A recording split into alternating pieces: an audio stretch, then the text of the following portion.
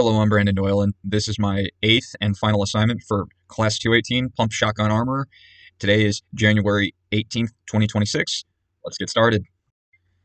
All right, today is a reflection on the conversations I've had with my fellow classmates and my teacher. And what I've taken away with it is the amount of information I got from each and every one of the weeks is quite wild.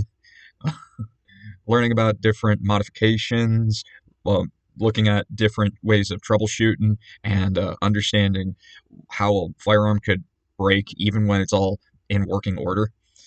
It, and even the notes that I had on my teacher comments for my projects, my assignments, and my schoolwork. It was extensive. Like, those are notes that I will be keeping. The good thing is I can actually, you know, go back in my student portal page and actually go back to the discussions and grades and actually see how they are. And that'll definitely be a good thing to have, because knowledge taken away from this class is huge. It is very huge. Oh man, after this video, I'm definitely going to be jotting down as many notes as I possibly can and then organizing them. But no rush, considering the fact that I can still access it. As for, are there any differences between the instructions of this course and any other trusted source in the gun community? I'd say so. Mainly, it's how organized it is, and volume.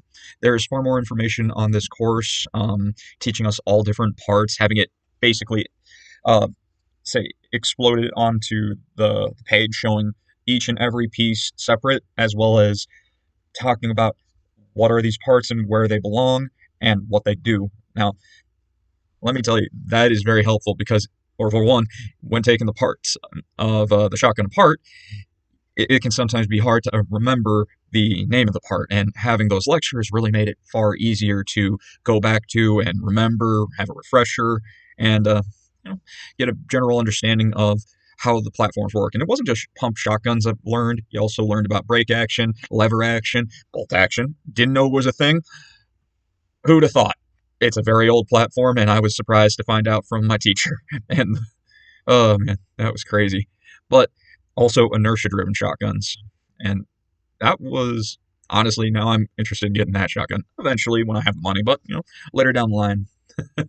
But as it stands, it was the volume and how organized the information was, and I'm glad that I can still go into it and jot down the information for myself when I need it. Anyway, on to the next part. As of, if there's any right or wrong, or sometimes there's just a way to get stuff done on any part of a gun, well, here's the thing. Sometimes you need to make a tool, or sometimes you need to modify a tool, as this is a forearm grip remover. I actually had to file down a part of this, making these little things smaller, so I could actually remove this thing right over here. Yeah.